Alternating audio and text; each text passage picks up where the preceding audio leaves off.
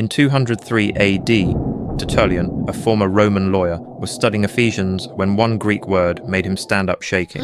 He later wrote, "My legal training exposed what I missed as a believer. Paul is using courtroom language here. Once you understand what he's actually saying, everything about your bondage will finally make sense. You've been losing the same battle for years, praying the same prayers, confessing the same sin, begging for the same deliverance. Nothing changes. And you've never understood why. Paul told you, but the English hides it." The verse is Ephesians 4:27. Neither give place to the devil. Sounds like basic advice. It's not. Tertullian, the lawyer, recognized what translators missed. Paul wasn't giving tips. He was warning about enemy occupation. The Greek word is topos. And topos means far more than place. In Rome, if a squatter stayed on your property for 30 days, you couldn't just throw him out. He had legal rights now. Removing him meant going to court. 30 days of tolerance, years of battle to undo it. Paul used this exact picture. Now read the verse again. Stop giving topos to the devil. Stop giving him ground he can claim. This is why your prayers bounce off. You're asking God to remove someone holding a Christ permission slip. You gave access on a specific date, through a specific act, and you never took it back. That lustful pattern you can't break. You gave ground, the rage that keeps erupting, more ground, the fear that won't leave no matter how hard you pray. He's not just visiting anymore, he's moved in. You thought you were just sinning, you were handing over territory. James 4:7 says resist and he flees, but that only works when he has no claim. When he has topos, he doesn't run.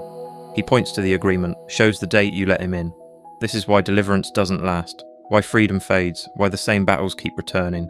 You're fighting someone who has paperwork, and here's what keeps people stuck for decades. They don't remember when they gave access.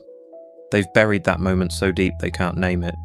So they pray big general prayers over specific agreements, and nothing moves. But Tertullian understood something from Roman law. Any agreement can be torn up.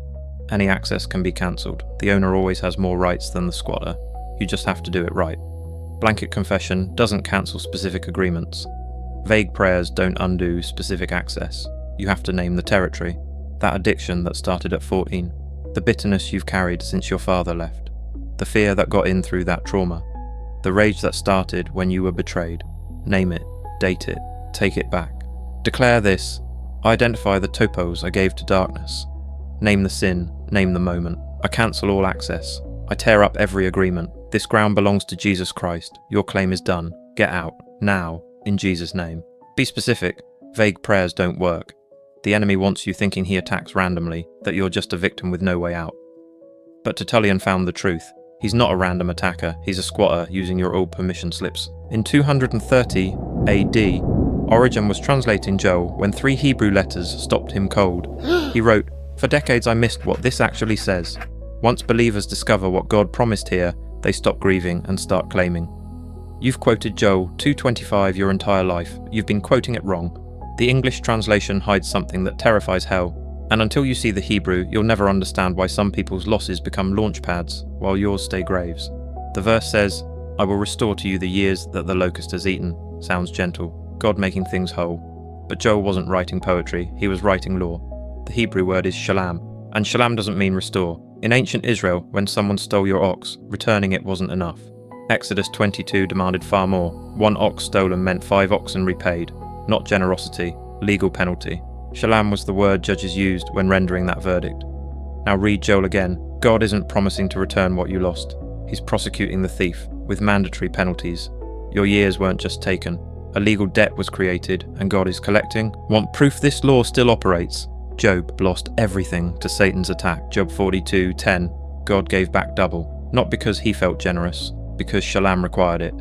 But Job's not the most dramatic case. Joseph, enslaved 13 years, became ruler of the nation that enslaved him. David, hunted like an animal for 15 years, received a throne that never ends. The longer the theft, the larger the debt. Here's what Satan doesn't want you calculating. Shalom doesn't count what was taken. It counts what the stolen thing would have become. 10 years gone means 10 years of missed opportunities. Relationships that never formed. Growth that never compounded. Doors that never opened. God doesn't return the seed, he returns the harvest it would have grown into. The enemy who stole a decade owes you everything that decade would have generated across your entire lifetime. Now think about what was stolen from you. The years you drank away. The marriage you watched die. The calling you abandoned. You've been mourning like it's gone forever. It's not gone, it's owed. Every day Satan stole increased his debt exponentially. He didn't just take time, he took everything that time would have built, and the verdict is already rendered. This is why hell panics when believers discover shalom. Victims become plaintiffs, grief becomes a claim, loss becomes leverage. If you're ready to stop mourning and start collecting, God, I speak shalom. I'm not asking for what was taken, I'm claiming what it would have become. The verdict is rendered, collection begins now. In Jesus' name. Speak it aloud. This isn't prayer, it's legal declaration. If this hit your spirit, type shalom below.